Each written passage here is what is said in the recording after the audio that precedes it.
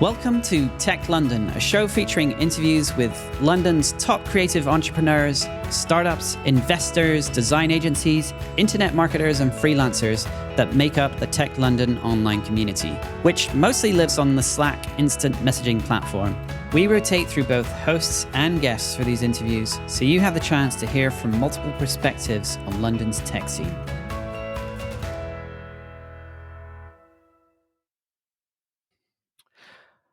Hello, folks, and welcome to the second edition of the 2023 Tech London podcast. And in the studio today, I have Thor A Rain.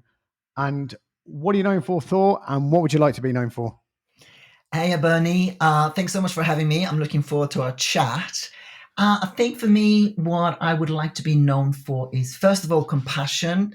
Secondly, curiosity. So I like to hang out in being curious and kind. And I work with feelings all day. I work with pain, stress, fatigue, anxiety. So yeah, curiosity and compassion is my game.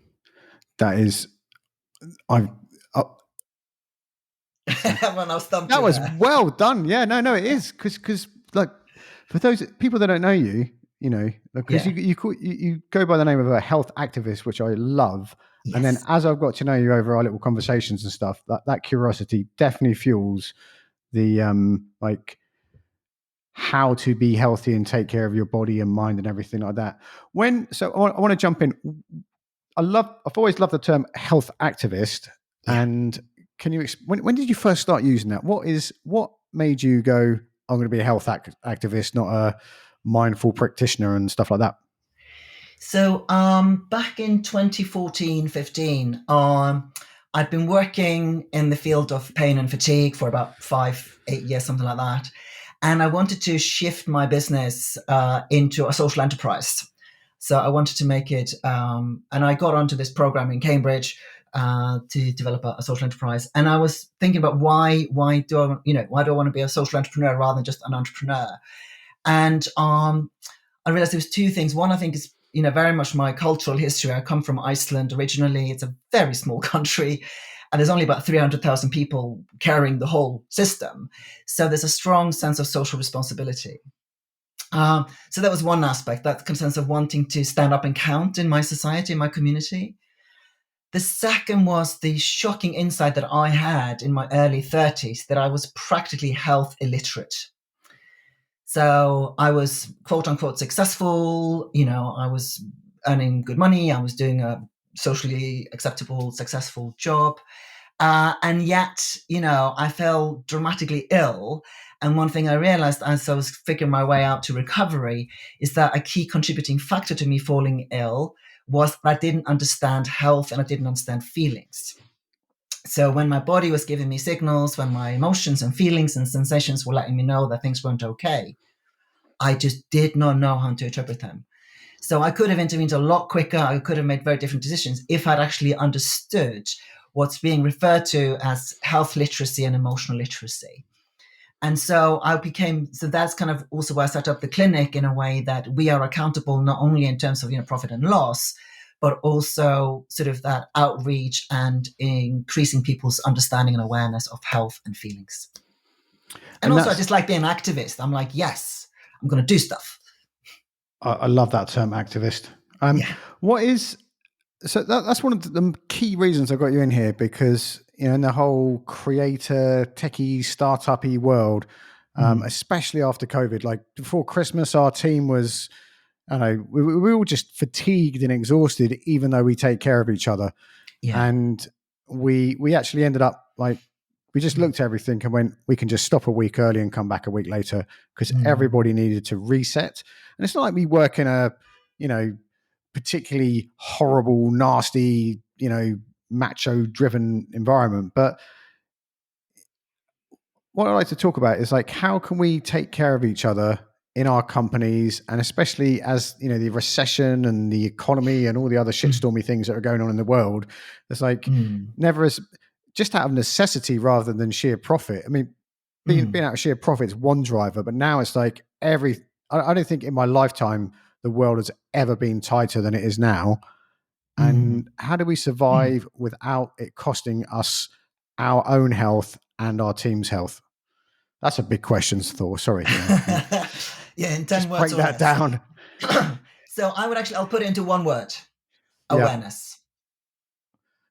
So as soon as And thanks for listening today, folks. Yeah, exactly, and that's it. So, but obviously, if I'm becoming aware of something, I need to know what it is that I'm looking out for. I need to be able to have words for it.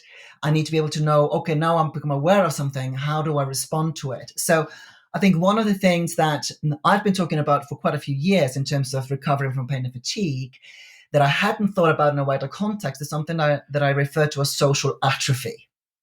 So you may be familiar with like muscle atrophy, when there's muscle wastage because you haven't used your muscles. So people who have been out of work, or people who have been sort of very ill, when they start to reintegrate, they come across this experience of social atrophy. Their social stamina and their social strengths have atrophied during their illness or their step away from whatever. And what I found when we were going through COVID, I wrote a couple of blogs on this during that time, and we were number one on Google search engine for social atrophy. Therefore, I think we still are. Actually, I don't think there are many people writing about it, but actually applying it to the wider population, because something was happening on a global level where our social strength and stamina was reduced because we were, having much less social stimulation and interaction. So that this was actually affecting, then when we started to reintegrate, affecting us, and people were getting more return to work anxiety, and it was costing more in terms of energy to respond to social interactions. The other thing that I think we haven't really given due credit to is just the amount of troubleshooting we were doing, particularly in that first year, whether it was logistics, getting from A to B suddenly became a lot more complicated. Or even just, when I go shopping, how many times do I sanitize around the shop, or, and having to go in in queues. There was a lot of extra thinking and doing we were having to do just to exist. And I think we often dismiss that takes energy, that actually, if you've got a budget of or if it's, let's say, a battery on your phone, if you're running an app just functioning in COVID, and that app is taking an X amount of your battery, you've got that less to apply to anything else. And then, of course, there was the knock-on effect of COVID. And then last year, with the war in Ukraine and the increased uncertainty around that, and now, the sky-high energy bills, people's financial worries, we tend to assume that we could just take these and put them in our pocket and continue walking. But these are actually things that take their own energy and take their own time. And so the significant thing here is that when you become aware of how much am I carrying, how much is in my battery, how am I doing, when you learn to apply those questions to how is my day going, you can then start to triangulate those kind of time, task, resources accordingly. So I don't know about you, but I know, for example, for some of the tasks in my day, like just getting from A to B, instead of being able to hop in the car and drive into London, I would have to spend like 15, 20 minutes troubleshooting the logistics of traveling. That was 20 minutes I wasn't using for something else. The first few times coming back into London, and the first London co-working assembly in-person event that we did, I was, it was only like an hour and a half long, and then we sort of chatted a bit afterwards. So I was out for 3 hours, and I had to go, I just had to sleep when I got home. And I kind of knew that was going to happen, but I didn't realize it would be, I'm going to say, traumatizing, even though it wasn't. It felt like I'd been and then everyone was, I hug everybody, are you hugging? Yeah. No, I hugged you. I didn't mean to hug you. Sorry, personal space. Yes. And people, even there were some people who would, even just this, like we're in the co-working assembly, like everyone knows each other and we'd all been online together. But then some people came into the room wearing masks and sanitizing, and others, were more relaxed about the whole thing. And even that, not that there was tension between the people having different viewpoints, but even like, oh shit, what do I do? I saw them sanitize 6 times. Should I sanitize 7 times just to make sure that they think I'm okay? And geez. So I'm exhausted just describing it. Just exactly. And I think we haven't, first of all, we have not had a collective experience like this as a our kind of generation, and those of us who are here today. Certainly not in sort of this north, Western Europe. And actually, we tend to dismiss that, we could do all this extra thinking and all this extra feeling and all this extra checking, and then still continue with the same amount of output on other things and other types of thoughts and activities, not recognizing that we still only have 24 hours in the day. We still only have whatever our battery length is, or current account, depending on whether you want to use money or battery power for your energy metaphor. And so we can then set ourselves very unrealistic expectations of what we're supposed to achieve within a day. And then, of course, we get to the end of the day feeling bad about ourselves because we, quote unquote, haven't achieved what we set ourselves out to do, and therefore we must be failing. Whereas actually the issue is the awareness of actually what is in my day. How am I triangulating? Is that helpful? Is it realistic? So can you say about there's a load of myths around like how to recover, how to, like just take care of yourself, because it is not just getting a green juice and hoping you get a chance to meditate. There's a lot. I know from personal experience, there's a lot more to it than that. And it's taken me, years ago, I was like incredibly depressed and in a horrible way.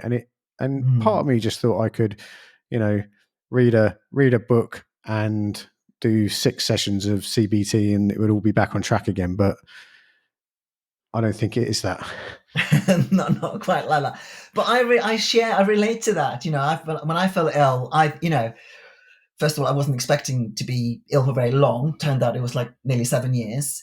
But also, I was in the early days, I was determined to be the person recovering the quickest from the illness that I had, because I was such an achiever. I mean, it's adorable when I look back at it. And I was just going to get it all fixed before Christmas, But no, health doesn't quite work like that. So the two main things that I bring in as a sort of almost like reference points or guidance. First of all, that feelings are information. And feelings are always, in my book, emotions and physical sensations. You feel happy, you feel pain, you feel tired, you feel hungry. As far as I understand the way feelings work, this is not an either or situation. Emotions show up in the body, physical sensations show up in our emotions. So I always use the word feelings, which is why I've developed first aid for feelings rather than first aid for emotions, or first aid for physical sensations, because feelings encapsulates both. When I look at all feelings as information, I can bring in my curiosity. Whereas particularly with positive psychology, we've dismissed like half the spectrum of feelings as bad. And we have been trained ourselves to just, feel the fear and carry on anyway, or, ignore the inner critic or dismiss the quote unquote bad negative feelings. And actually, when we don't see all feelings as information, we are missing out on it's like having a compass and only use the north-south axis and not the east-west axis. Yeah, so that's one side. The other aspect I bring in is that this kind of I talk about it as literacy. Well, not just me, it is referred to as literacy, and seeing it really as a language. So I don't know if you speak any other languages from English? Nearly Spanish. Right. Yeah. So I imagine, one of my favorite words in Spanish is claro. Not that I know much in Spanish, but, I just love the way claro sounds, which means, clear or understood. But I imagine when you started learning Spanish, you started with the word bread. And then you learned the word for, wholemeal bread. And then you learned wholemeal bread with seeds on top. It was I haven't got to seeds yet, but I know where you're going. But the way you start at one level, you don't become an advanced practitioner overnight. There's learning and training involved to build up your literacy skills. And that same applies to understanding physical sensations and emotions. When I'm feeling jealous, what does that mean? I've got a course on Insight Timer, which is a meditation platform. And one of the free meditations you can listen to is called The Gift of Overwhelm. And it knocks all the other meditations out of the park in terms of number of plays. It's really interesting how popular that one is. And almost always the feedback I get in the reviews is that people had never thought of overwhelm as a gift, because it's such an uncomfortable feeling. This little bit we're in now makes a lot of sense, because there's like in the tapping thing, there's that, accept the feeling and choose. You talk in in EMT, people talk about acknowledging the feeling, and I've been doing that for years, and I never did it before. And like you said with the compass, it was it's like it wasn't even it wasn't ignoring those other feelings, it was being in denial about them. And then as over time, I just learned to, I wouldn't say I'm looking at overwhelm like a gift, but I've learned to recognize these things as part of the whole picture. I'm trying to not sound like I've solved the whole thing yet, but I'm still learning. I'm still learning is what I'd like to point out. But well, I think I think it's the beauty of it, Bernie. Like with any language. So as I know, I love words, wordsmithery. I like creating words. I like mucking about with words. I like learning words in different languages for the same thing, because I think that really, brings us to a certain level of insight and perspective. But I would certainly not say that I'm a master of language. That there's always more to learn. There's more intricacies and nuances to learn in terms of how to strengthen my sort of understanding of language.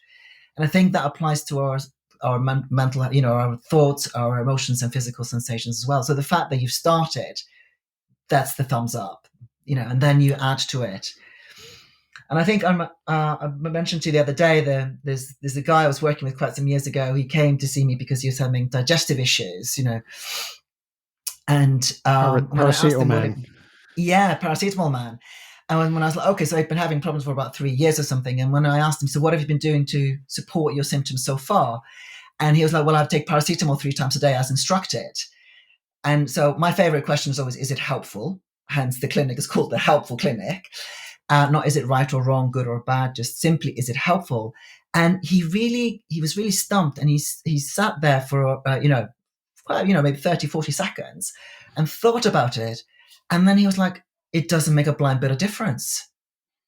So he'd been taking paracetamol, every single day for 3 years for something that wasn't actually helping to address the symptoms he was experiencing. So and this was a seriously clever man. There was nothing wrong with this, top scoop, but just not being able to understand the indicators from his body, and that the intervention he was bringing in wasn't actually helping it. So he was just continuing on autopilot because somebody had told him to do it. I think that's one of the stories that stuck out to me on Andy Bardry's podcast, because there's, I don't know, years ago, like in the last century, I would just take Nurofen every day because I always had a headache or a toothache, or I always had something going on, and it's because I wasn't taking care of myself. And I was at university, and I was working full time in a restaurant, and just doing too many things, and didn't know who I was. And if you'd met me in Liverpool Street Station, Thor, you wouldn't even done any of this. He just would have shot me to put me out of my misery. I look that bad. And it was, and someone pointed out to me one day, remember Heather, who was the restaurant manager, says, I've seen you take that like every day. Has it ever occurred to you that you're addicted or something like that? And I was offended, but obviously, she was right to point it out. But I just, they're like, I can't remember what the word is, but they're like placebos. There can't be any positive effect on that. Well, the thing is with placebos, that can actually have a positive effect. But with this, taking the Nurofen regularly, or like the paracetamol man, actually taking something just on autopilot. This is where my curiosity comes in. I'm like, oh, is it actually helpful?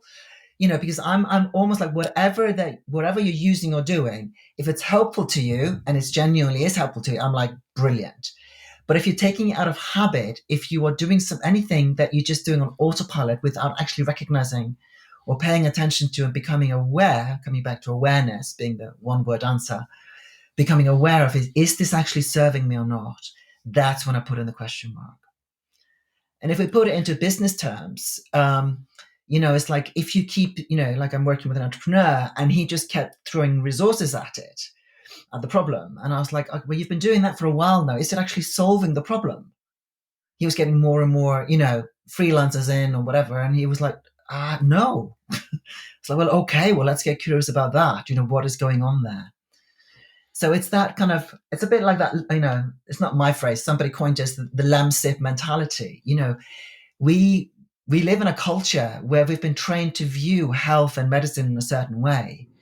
And actually, in the last 3, 5, 7, 8 years, we really starting to come across a tipping point in that attitude and shifting our awareness to health and sort of well-being, to not being so authoritarian where other people are in charge of our health or other people are in charge of our well-being, actually becoming an agent in our own health. And the same with being an entrepreneur. If you're an entrepreneur, you're the agent in your own company. And if you're not actually genuinely curious about, is what I'm doing delivering, then you're not going to last very long. So one of the things I wanted to ask you about the last, COVID, lockdown, war in Ukraine, and if you're in the UK, the Queen dying. It seems like we've been through like 10 seasons in one go. So like my friend Albert said, he was on a webinar about the future of work, another webinar about the future of work in May 2020, and everyone's like panicking about what they're going to do. And he kind of said very seriously, the future of work has been accelerated by a decade because everyone who was like stuck in their way of doing things has been unsettled and it's very uncomfortable for people. But, this will kind of, it's not a productivity play, but this will actually save us a lot of time because we'll just miss out. And we've advanced our attitudes to how we work, where we work, and why we work more. I know, and there's a lot of mess in there as well. He certainly wasn't being flippant, but from a, as a health activist and seeing that range of emotions nationally and individually in such a short space of time, do you think I hope you say yes, but like, do you think we learnt out of it, or do you think we've never been in so much shit? Well, I think I would say actually both, because I think there's been a lot of learning, and that in itself also takes energy and brain power to sort of upskill ourselves in all these both emotions, sensations, technology, social interaction. There's been a lot of learning.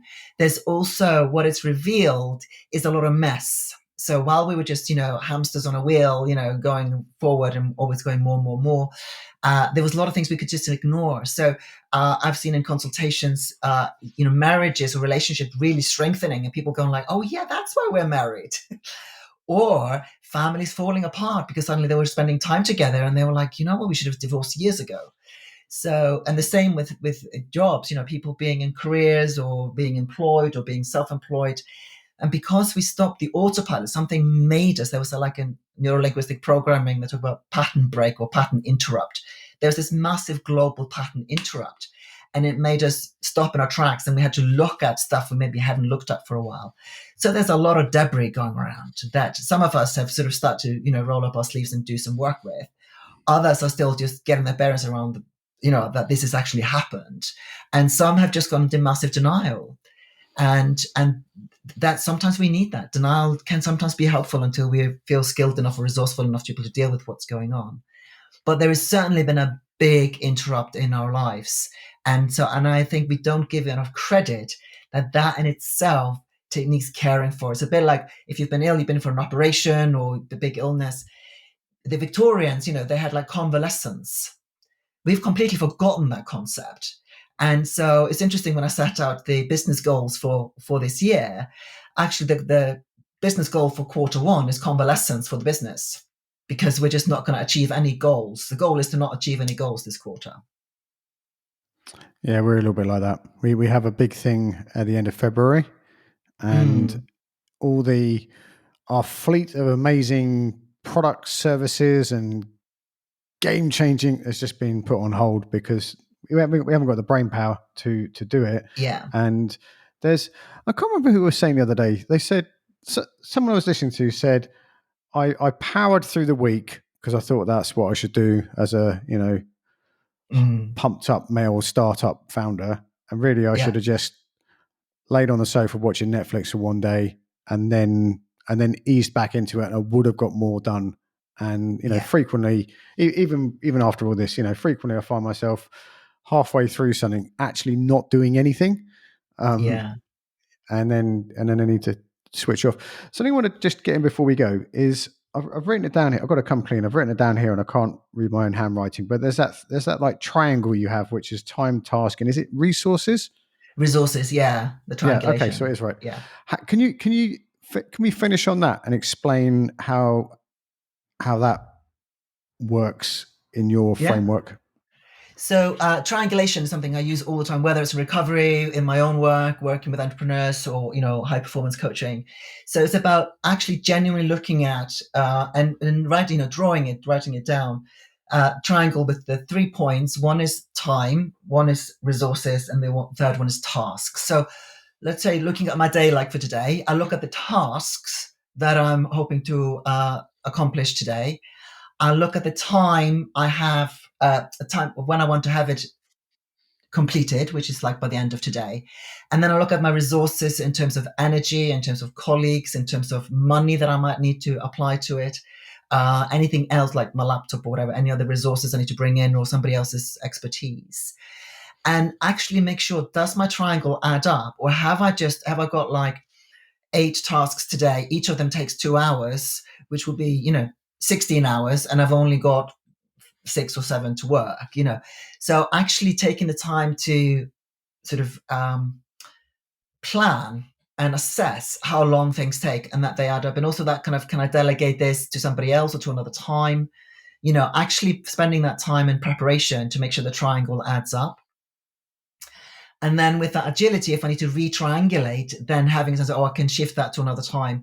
But that actually writing it down, because often we write to-do lists, but we don't actually allocate how long it takes each task.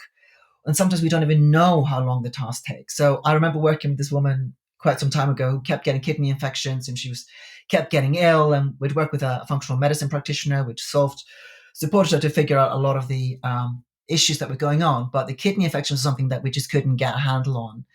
So we got curious about her behavior and her day. And she worked as a social worker in a large, inner city office. And this was a sort of a behavioral thing. She would never go to the loo. There was always so much crisis going on. She wouldn't take the time to go to the loo, to have a wee and come back. And then actually when we did an experiment to set a timer, a stopwatch, how long would it take to actually, go walk to the loo, have a pee, wash your hands and walk back? And the stopwatch said it took less than 3 minutes. And so even with five times a day, 15 minutes a day, going on to looking after this basic bodily need was much less than the weeks she'd be off with kidney infections every few weeks or every few months. So even just that basic factoring in, am I allowing enough time for me to go to the loo, to me to do some stretches, to eat, to drink, enough water?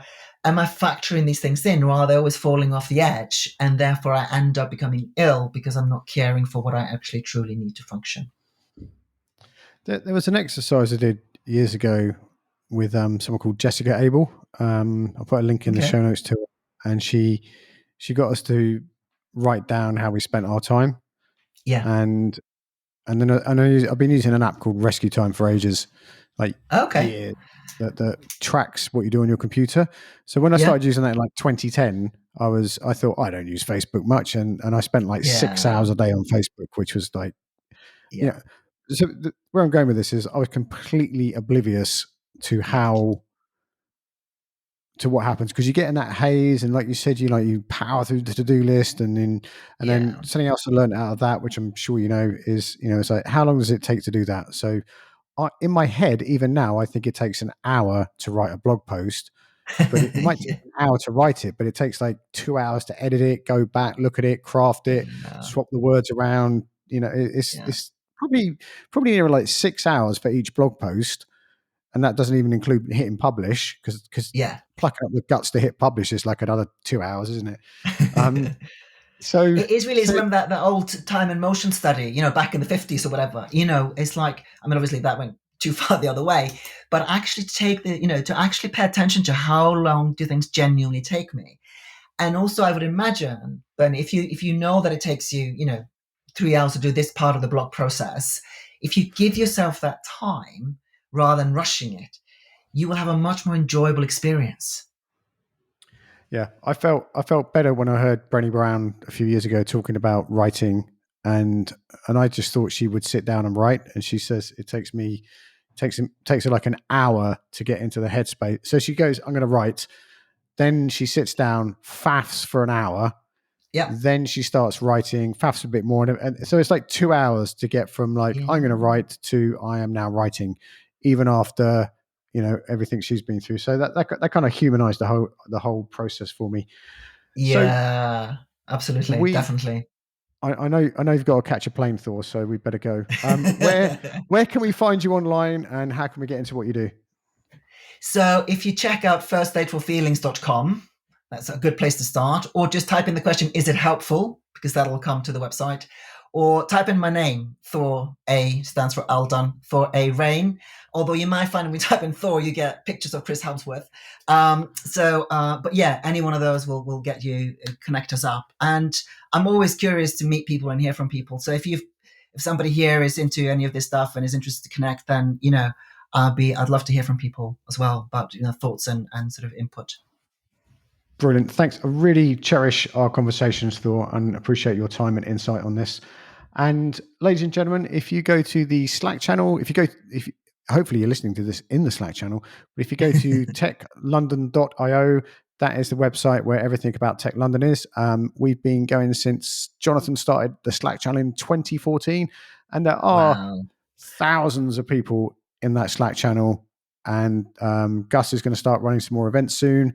And there's people in that Slack channel that are just regular human beings and creators and starting something. And there's some people that are some of the biggest names you would have seen grow in the London tech community and startup community over the years. So there's lots of very, very helpful people there. Thank you very much for your time and attention today. Be careful out there. It is a jungle.